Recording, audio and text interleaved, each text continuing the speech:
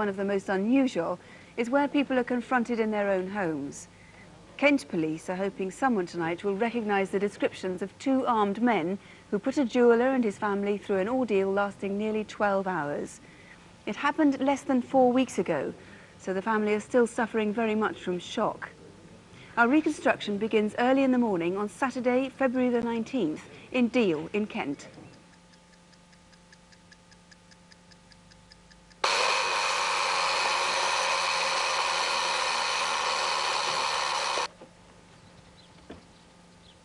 At 7:15 that morning, as Shanine Tester was beginning her Saturday paper round, she saw two men in a parked car outside her house. And I thought it was a bit odd because not many people sit outside in the cars. And when I got to the bottom of the path, the driver got out and we looked at each other, and he looked like he'd been in the army or somewhere by the haircut, and he looked like he liked going abroad because he had a really nice suntan. An hour later, the Blue Sierra was still parked in Rectory Road. Just round the corner lives Chris Howe, who owns a jewellery shop in Deal Town Centre. Good afternoon. Oh, hello. It's Mrs. Roberts. Of course, of course. I've been in business here in Deal as a jeweller. We opened in September 1985. We've got a full retail business with a workshop. My father was a jeweller, had a retail business in Margate, and that's where I learnt the trade. That's A couple of the links. So, We've lived in Deal for the past 6 years. It's a family town, really. A lot of character. Our two beautiful daughters, Eleanor and Carla. So I'm married to Monica, who's German. my skating's on. Oh, Carla, would you switch to German, please? It's now early evening on Sunday, February the 20th. Monica's mother was over from Germany, staying with the family for a while. Oh, die sind die Französischen dann. Tobin und Dean kommen next, glaube ich. Ja.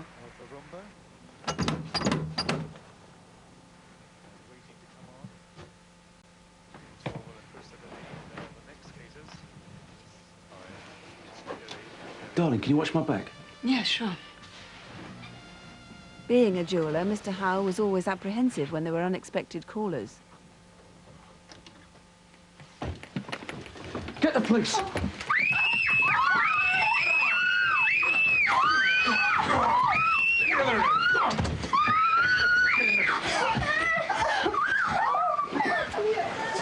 Calm down. Calm down. Keep quiet! Don't move. Eyes down. Don't hurt her. She's old and she doesn't speak any English.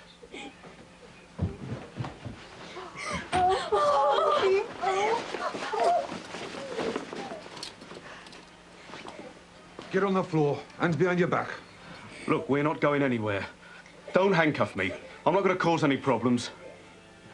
They were obviously, you know, two very professional guys. Don't look at him. Look at the floor. They were smartly dressed. Trousers were neatly pressed, shoes polished. When they made signs to each other, it was normally by hand movement or finger movement and gestures. Everybody behave. Nobody gets hurt. The big impression I got that they seemed to be of a military type. They were very frightening and we were terrified, and that continued through the night.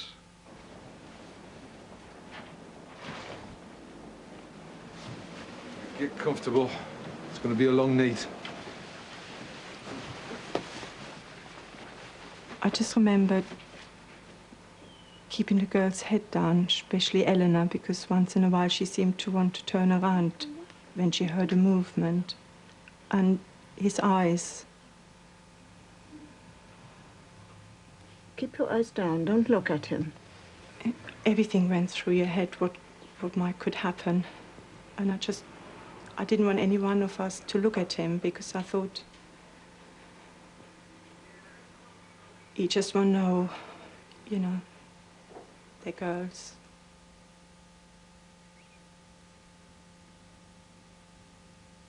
It's now 5:30 on Monday morning.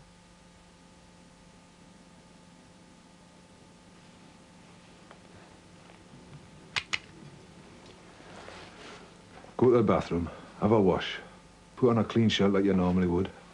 You're going to work now. You know what I mean, don't you?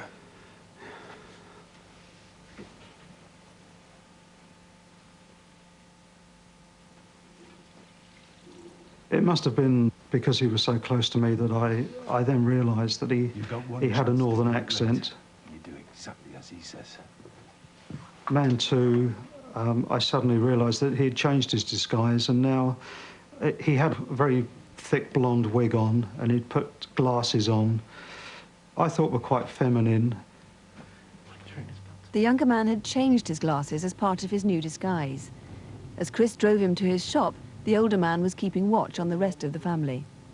It was at this point I thought whether I should, you know, try and do something, drive off into a brick wall or through a shop window, try and do something to distract him. But I was so scared for my family at home who were still with the other gunman that I decided just to go along and do what he said.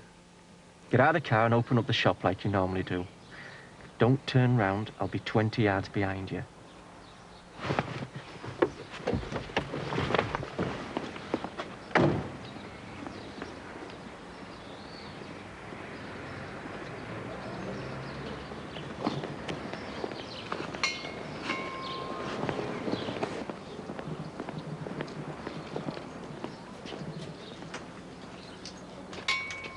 Get on with it. Don't look round.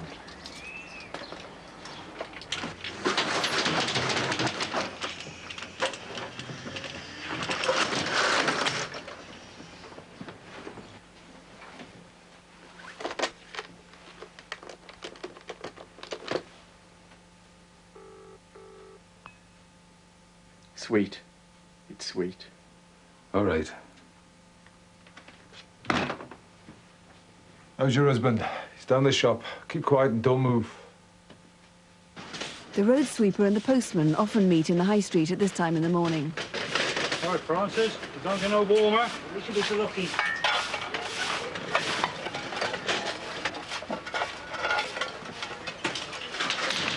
I only had a brief glimpse of him. About 5'8", 30 years old, blonde hair, fresh complexion, with a well-trimmed moustache. You see that? Don't think he's one of ours. Looks suspicious, doesn't it? Yeah. Within 10 minutes, the robber had filled his bag and was out of the shop. The car waiting for him was another Sierra. This one was a grey Sapphire. Hello, can you hear me? I've got handcuffs on. I'm finding it very difficult to speak. I've got a jeweller's shop in Deal, 100 High Street. I'm there at the moment. I don't want the police to go to my home. There are men there with my family. They've been there all night with... Back at home, Monica herself was now able to raise the alarm.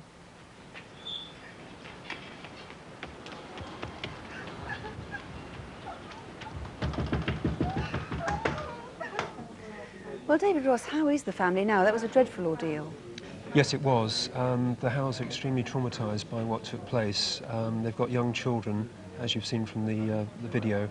They're extremely anxious at night, and at one time Chris Howes said to them, turn lights off at night. Now they leave lights on. They're not sleeping at all well, and indeed the whole family are receiving counselling. It's going to take a long time to get over something like that. Yes, it is. What do these two men look like now? First of all, the older man was loosely disguised as a policeman. Yes, he was. It's interesting, he has a northern accent as such. Also, he had a distinctive watch, a diver's watch in fact. He's the person that was seen the day before by witness with a blue Ford Sierra, watching the house and obviously watching Chris Howes' movements. The second man seemed younger. He was wearing the postman's jacket. Yes, he was. Again, he had a northern accent, stronger than the first man, and he said a couple of distinctive things. Firstly, he warned Chris Howes when he was at the jewellery shop that he would slug him, which is an unusual thing to say, and also he said it's sweet, on the phone. Piercing blue eyes as well, and Chris thought he really did need those glasses. Some very identifiable jewellery was stolen. Yes, there was, particularly some platinum rings, 2 rings in fact, which only a dozen were made in 1993, which is the date mark on the rings. The hallmarks on the rings is distinctive. It's Rider and Rider, R and R. Right. And so these are particularly distinctive. If you were offered rings like that for sale, that would be absolutely crucial. If you recognise those men, if you can help in any way, you can ring us here in the studio. It's 0500 600 600, or you can ring the incident room direct, and that's 0622 654 999. That's 0622, the code for Maidstone, 654 999. Why would anybody go to such extraordinary lengths to steal a battered, undrivable 11-year-old car?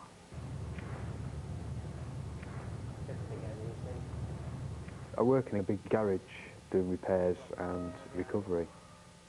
I'm a mate of Bob's and he's the manager at the garage. About 6 o'clock that night we locked up as usual, and then Bob offered me a lift home. I was keen to get home because my wife only had about 3 or 4 weeks to go before she had the baby, and she weren't feeling too clever. She's feeling sick and not sleeping.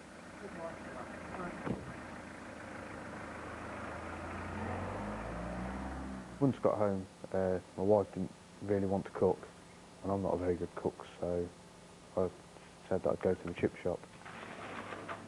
I then started to walk back, just hoping that I'd have a nice relaxing night in. I was only a couple of minutes away from home when it happened. Excuse me, mate. You know park gate's ready. Get in the car. Just get in the car. We know who you live. When I saw the gun, I was absolutely terrified, and I believed that I'd been shot if I didn't get into the car.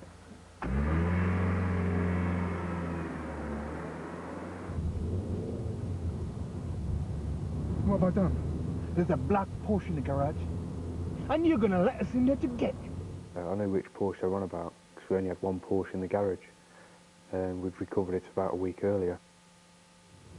There's no way I can let you into the garage. I don't have the keys. We've been told that you've got the keys. We know you've got them, and you're gonna get us in there. I don't have any keys. I can phone someone who's got keys. Who? Bob, manager. He's got keys. Phone Bob then. And if he does everything he's supposed to do, then everything will be sweet.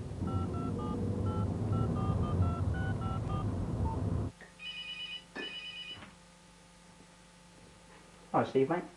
Bob, listen to me. I'm sitting in a car, and there's someone pointing a gun at me. Right, okay, Steve, pull the other one, mate. Bob, please listen. It's serious. You're not kidding, are you? No. Now listen, I'll tell you what they want. You know the black Porsche we got in? Yeah, it's in the garage. They want you to bring it out to the front car park, and then call me back on the mobile when you've done it. Yeah, I'm doing it right now. You okay? Yeah, so be quick. I'm on my way, Steve. I'll be there in a bit. As soon as it's sorted, we'll let you go. The guy I'll never forget is the gunman. Quite biggish, I'd say about 18, 19 stone. From his shoulders to his head, didn't look as if he had a neck.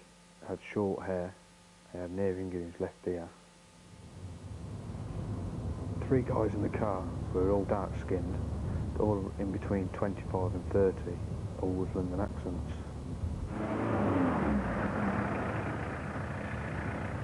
I was in a rush to try and do everything as quick as possible.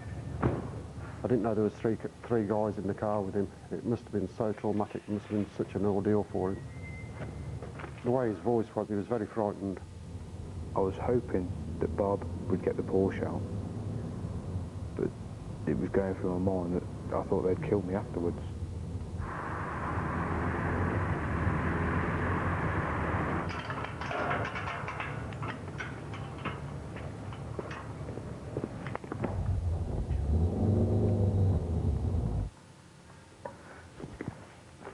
When I looked to get the Porsche out, I was in that much of a rush, I almost hit the wrong buttons on the alarm. I was driving around for hours and the gunman just kept pointing the gun at me.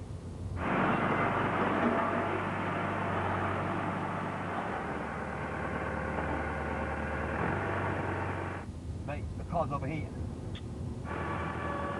And I pulled the car out into the car park, left it where I was told to leave it.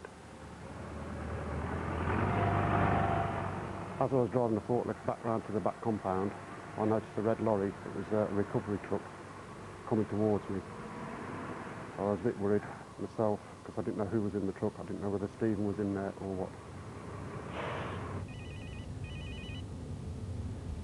Steve, it's Bob. The car's in the front car park. Cheers, Bob. The car's where you wanted it.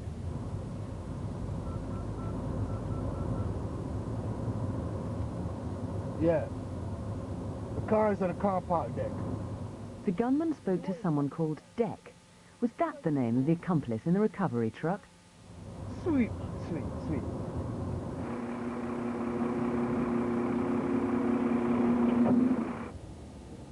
They pulled down a country lane and we sat there for about half an hour. I think they stopped the car because the car was overheating. It was dark in the middle of nowhere and I was just really terrified of something happening.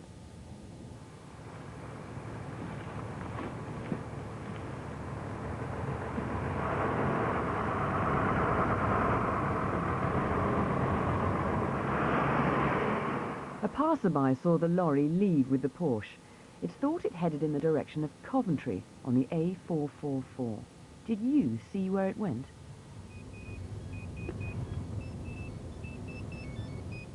The gunman's mobile phone started ringing. It had a light on the aerial which started flashing.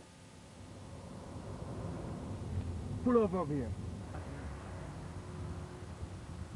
They eventually pulled over on the Oxford Road on the way to Southam. We'll keep the phone, mate. Go on. I was relieved that I was still alive. I managed to get a quick glance of the number plate. It was CK at the end of the registration. The reason why I remember that is Calvin Klein. The Cavalier headed in the direction of Banbury. The ordeal had lasted 2 hours. A few weeks after, my wife gave birth to a little boy, which I never thought I'd see. Nikki, a terrible ordeal for that man. First of all, what can you tell us about the car that was taken, the Porsche? Right, it's a 911 Porsche Carrera, and it had accident damage and wasn't drivable at the time of the incident. It's a G-Reg car which was on H-registered plates, and it had a tail fin which wasn't standard to that year of the vehicle. The vehicle shown in the reconstruction is actually a newer version, and this was the old shape of Porsche.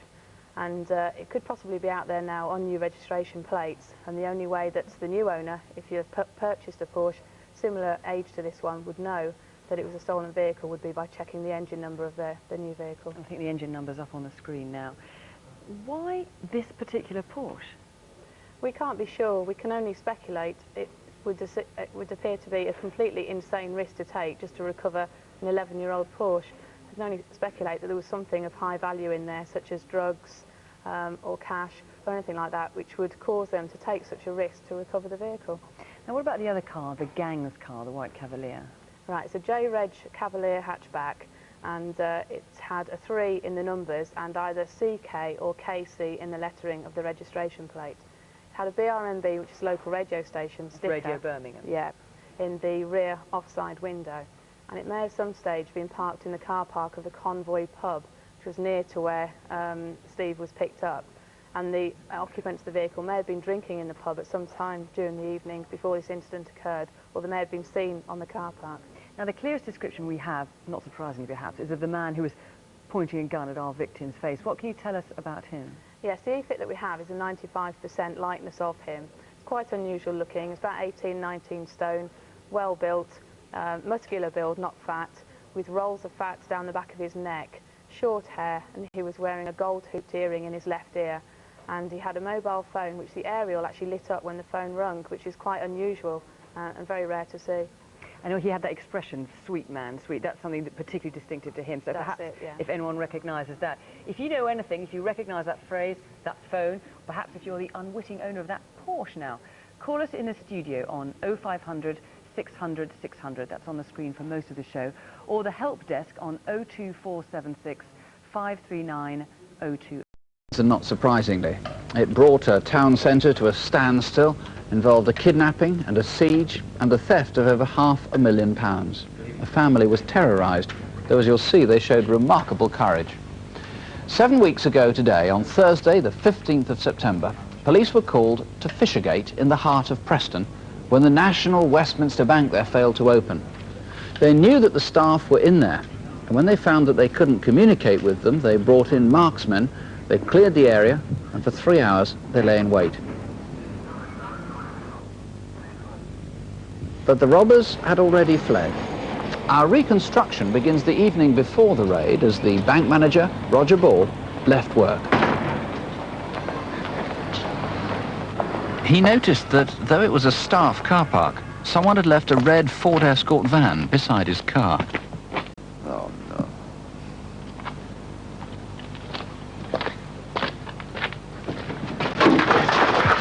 One word, I'll blow your head off. What the fuck are you, Mr. Ball? Yes, sir. Are you the senior manager of the NatWest Bank? Yes, the top man. Yes, sir. So what's up? It's loaded, right? Over to the van. Come on.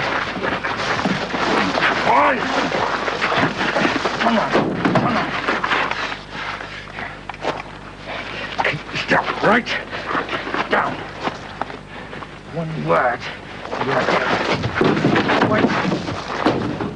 This pump was recovered by the police and was found to be faulty. But when the car was later found, the tyre was well inflated, so this blue Sierra must have been taken to a garage. Morecambe Illuminations, 30 miles from Preston. Despite the blindfold, Roger realised he was being driven to a public car park beside Morecambe Golf Course. It's not far from his home. The red van and another car, perhaps his own Sierra, stayed here for over half an hour.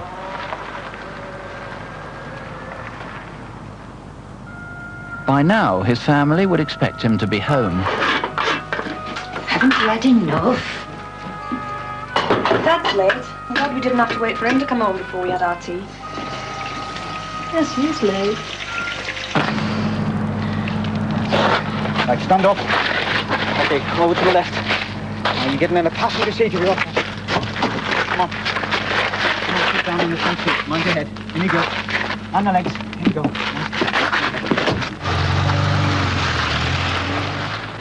Police have reason to believe that Roger was next driven here to Sandside Caravan site at Bolton-le-Sands, just north of Morecambe. Were you here on Wednesday the 14th? There's an unusual old-fashioned payphone. In.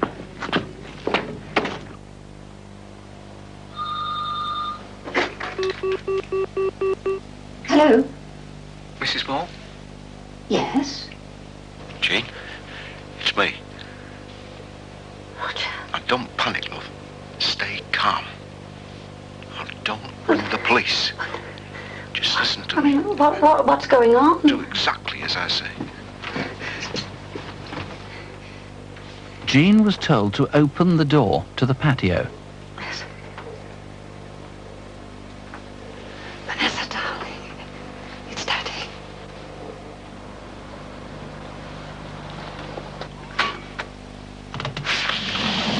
Sit down!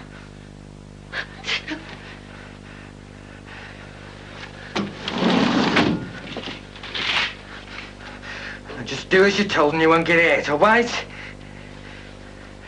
I'm gonna stay nice and calm till your husband gets home.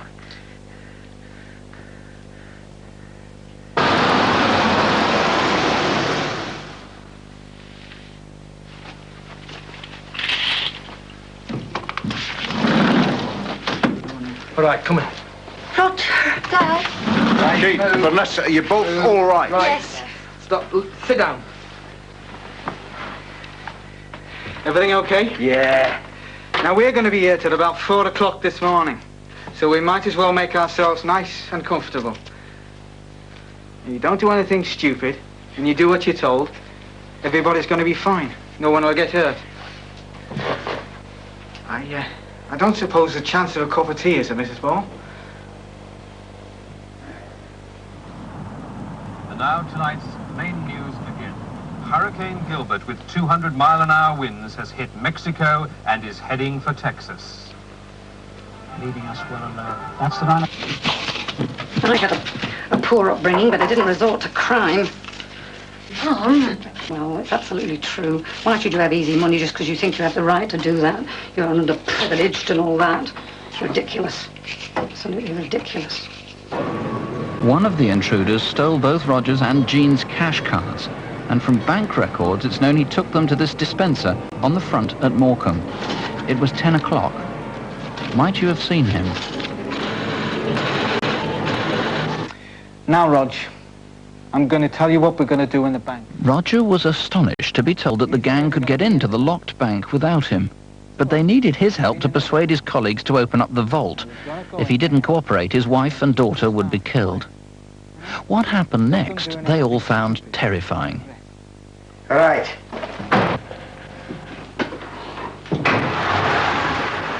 They were driven off, locked in darkness, in Jean's silver Ford Orion and in Roger's blue Sierra. They finished up beside the bank in a deserted shop. Jean and Vanessa, blindfolded, had no idea where they were. Roger guessed roughly where he was, but he didn't know his wife and daughter were in the room below him.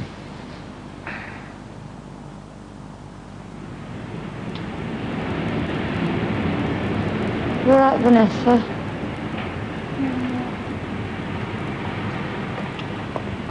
Roger had been instructed to go to work to round up all his staff and tell them to cooperate.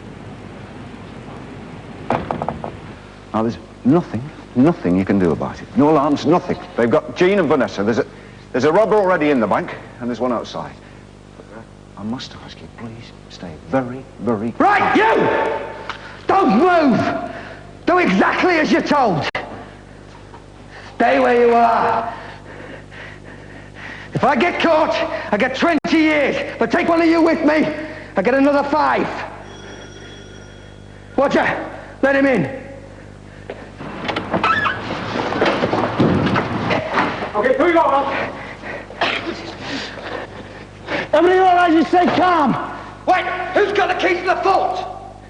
Come on, the keys for the vault! Vault, he needs vault. Vault, he wants the key to the vault. Okay, over here, come on. Come on, hurry up! Come on, make a move! Come on, fast! At just after 9:30, 2 workmen arrived for a routine check on the alarms. Strange, the bank's still shut. I'll just nip out and see if there's a space. Right, landing. He saw a silver Orion backing up the passageway beside the bank. When he walked past the Orion to find a parking space, he saw a man loading bags from the side door of the bank into the boot of the car. All of you, come on, into the vault, come on. Quickly, keep moving. One at a time, come on. Meanwhile, at the front, a crowd of customers had gathered. The bank was now 15 minutes late in opening.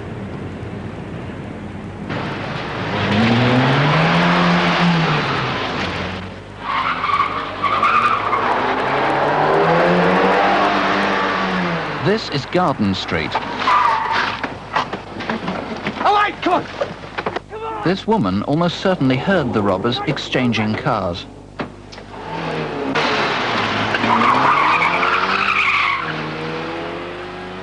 The silver Orion was later found abandoned in Preston Station car park. The end of Garden Street opens out towards the station. Usually the way is blocked by bollards. Sometime earlier that morning, they'd been removed. Mr. Walms, it must be said that no gratuitous violence was used, but it was a miracle no one had a heart attack with so many people involved. NatWest so insistent this isn't going to happen again. One of their staff kidnapped like this, they've offered the monumental reward, £50,000, which is a really big one by UK standards. It's the largest reward that I'm aware of, certainly in the north of England. And in addition to that, it's 10% of the proceeds recovered will be paid to anyone with information leading to the arrest of the persons responsible. OK, now what do we know about the people? We've got a video fit of one of them. That was the chap who was seen putting money into the boot of the car. Describe him to us, can you? He is offender number 3, and as you say, he took the money out of the bank and into the boot of the Orion. He's described as tan white male, 5'9". He's got black short hair. He's wearing a moustache and wearing smart light brown suit. And suspects 1 and 2, they were fairly similar. They were fairly small, weren't they? 5'7" or so. Yes, they're thought to be about 25 years of age, less than 5'7". OK, one of them had a speech defect. I don't know if you noticed, he said that White, who's got the keys to the fault, as though he can't say R in right and he can't say V in vault. That's right. It's an impediment which is thought to affect the V's and the R's, but they do have what is described as soft Merseyside accents. Now this foot pump is important. You need to find anyone at all who's ever bought a foot pump like this from Holford's that hasn't worked. They've taken it back. These were made by Cameron Price in Birmingham from November 1987. It's sold only through the Holford retailer shops. It's known to be defective. It has been returned by a legitimate purchaser and then subsequently stolen. So if you were a legitimate purchaser of a Holford foot pump that didn't work after that period in 87, end of 87, and took it back to a Holford shop, please give us a call. The red Ford Escort van, we've got a picture of it here. It's remarkably clean. It looks as though it had been washed prior to the robbery or kept in a garage. Now that's distinctive. Tell us why people might remember having seen that. It's red in colour. It's got a registration on a 5-year-old vehicle. It's got a black roof rack, as you can see, and a hole has been punched into the side, which when we found it was covered by adhesive tape. Right, that little hole, that spy hole that they cut in is perhaps something that somebody might have noticed in it. There's also a white van. Now tell us the significance of that. Yes, this van with shower power on the side was seen about 25 minutes past 6 on the morning of the robbery itself in the Asda car park, which is at the bottom of Garden Street, possibly only about 10 yards away from where the bollards were removed from. Right, it's called a Luton type van. We're not interested in people telling us about shower power. We know that's of no relationship to the vehicle. Yes. There was a lot of heavy money stolen. 2.5 hundredweight was taken in coins. They're like 2.5 sacks of cement. £11,000 in pound and 50p pieces amounts to 2.5 hundredweight, and that is a lot of money, a lot of weight. Right. Well, if you can help recover any of the money, there's a big reward. If you can help convict any of the men, there's a huge reward. If you've any information, here's the number to ring: 01811 8055. Or you can call Preston Police Direct on 0772 203 203. And everyone hopes the last.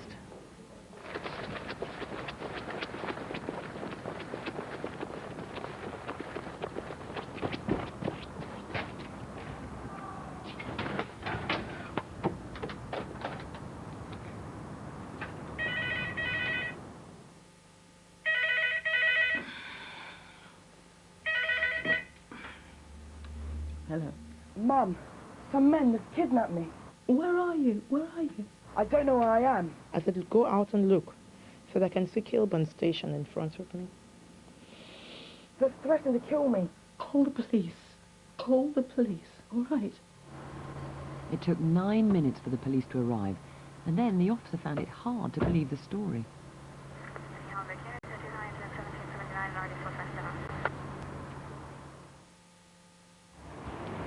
One Thursday, about a month ago, a 14-year-old, we'll call him Paul, nipped out to buy a phone card near his home in Forest Gate, East London.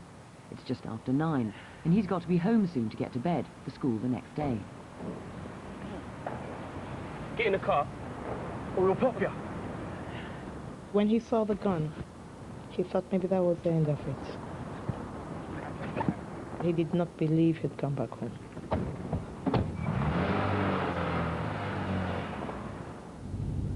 Well, if you want to stay alive, you have to make us some money. One of them asked him, where do you live? Give me your address, man. 87. Out of fright, he gave them the address of the house. If you run away, I will come to your house and kill you. The 4 men and the terrified boy cruised through Forest Gate, and then around 9:30 pulled into Addington Road, the quiet residential street, where around the corner there's a single shop, an off-licence. I'm going to go in there and buy something, right? When the till opens, you grab the money.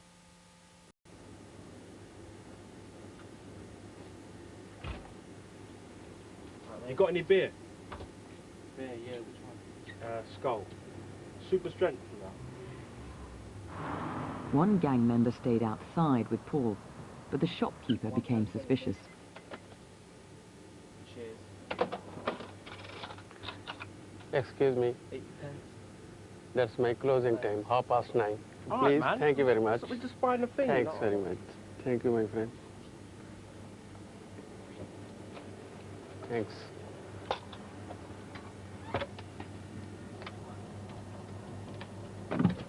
Get him in here. Get him in. You really mess up this time, man. You messed me up. You made me spend £1.20. That's when they started beating him up. That's when they started putting off the cigarette stubs on him, lighted ones. For a person to do that, there must be a monster.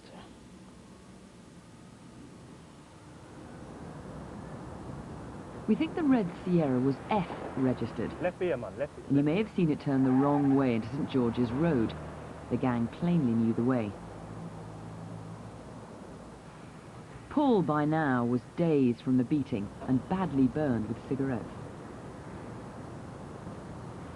Yeah. Yeah, we kidnapped some little boy, innit? Yeah, man. You want to speak to him? Here, say hello. Hello? Yeah. All right, look, I'll meet you later, yeah? Down at the hospital. Or at Mum's. All right. Come on, man, let's get out of here. I asked him, I said, why didn't you call for help? He said the one with the gun was always with him. There was no way he could run away. Next onto Plaistow High Street, where without a clear plan of action, they cruised around for any potential victims.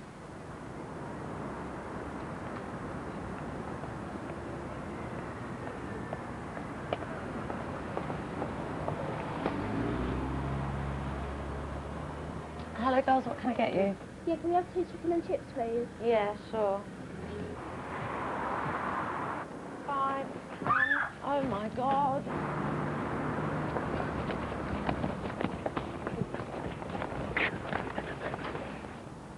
Around 10:15, the Red Sierra headed out of East London with Paul squashed into the footwell. Keep your head down, man.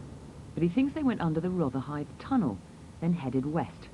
Were they going to the hospital they mentioned on the phone, or going back to Mum's? At any rate, they finished north of the Edgware Road in Kilburn. The stealing that really got to him. He said, Mom, I've never stolen before. I said, no. They told me to take a bag off someone. I said, but it was not of your own free will. Darling, if you have a gun to your head, I can't blame you for doing anything.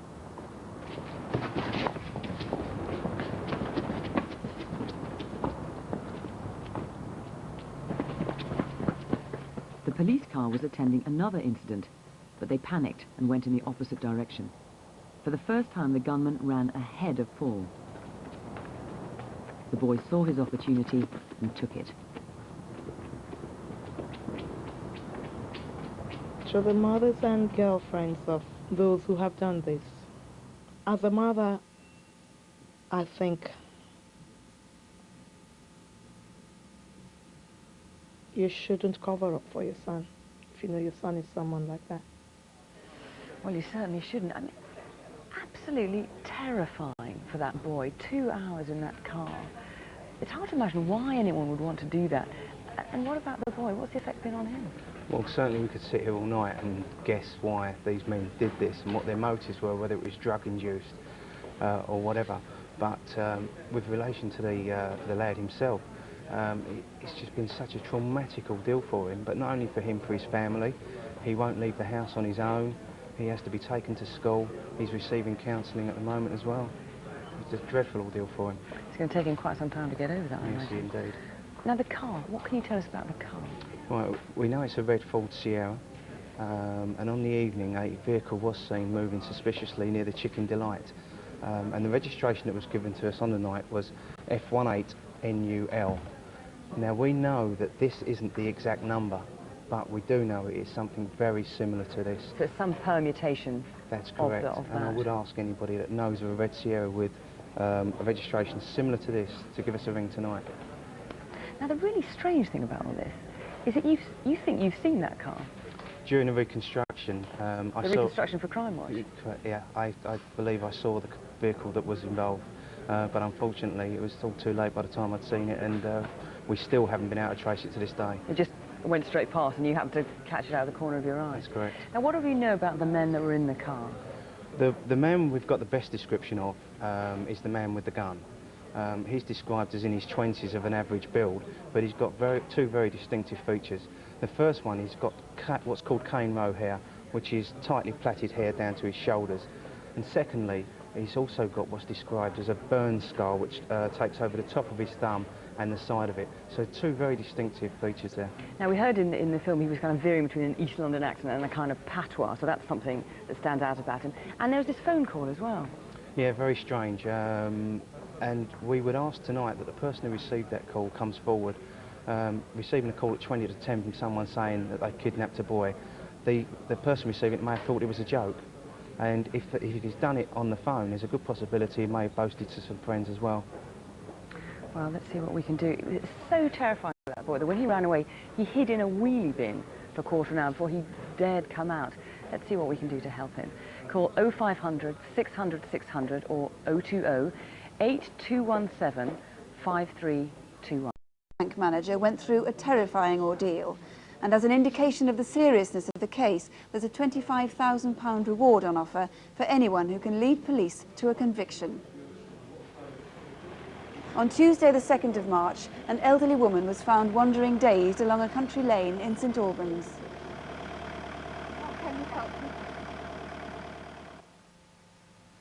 A week earlier, along the same lane, these three people had been taking a lunchtime stroll near their office. When the car drove past us slowly, I noticed there were two people inside. The passenger was in his late 20s. The driver was in his late 50s and he looked quite stocky. He might have been a mechanic by what he was wearing. I think the reason why I noticed them because they seemed a strange combination. I got the impression as the car drove away that there may have been a baby seat in the back. Arthur Addington has been manager at the NatWest Bank in Hatfield for the past 4 years. He lives with his mother in Harpenden. Bye. Today was his first day back at work after a few days' holiday. A little later that morning, at a North London shopping centre, a car was stolen.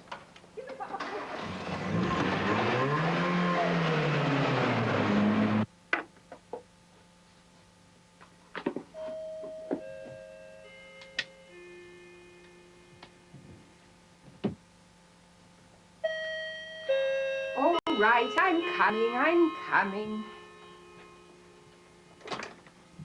Mrs. Addington. I shouted at him and he took my glasses off and threw them on the floor somewhere. And then I tried to struggle with him, but he was much too strong and I couldn't do anything against him. And then a car reversed up the driveway.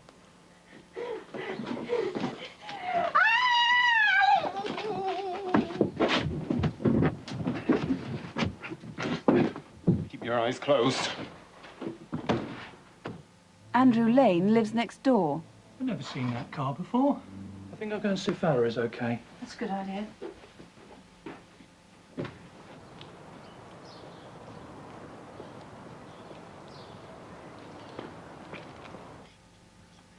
Hello? Hello? I saw Valerie's glasses laying on the floor, which was the first thing that worried me. There was no sign of her anywhere. The TV was on. It was so unlike Valerie to leave the door open. And because of this, it made me very worried. Mr. Addington's office. One moment, please. It's your next door neighbour and it sounds urgent. Well, I think as soon as I got the call, I realised that my mother had been kidnapped. It's something which goes with the job and which is very much in one's mind all the time. I was very obviously worried about my mother. I had no experience of anything like this, and I was just imagining how much violence would be used, whether guns would be involved, knives, how much brutality, and how she would stand up to it all. She's getting on in years, and I had no idea how long the ordeal would last. I didn't know how long I'd been in the boot. But the car stopped and one man got out and come to the boot, but I kept my eyes closed because I was so terrified I just did what they told me. It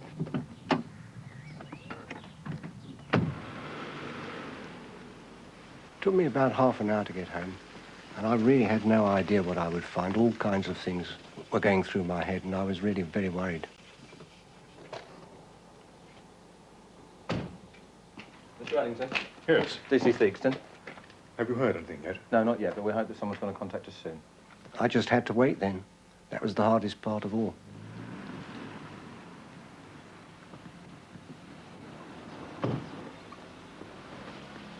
The neighbours' prompt action meant that Mr. Addington was already at home by the time the kidnappers tried to contact him at the bank. Mr. Addington, please. Quick.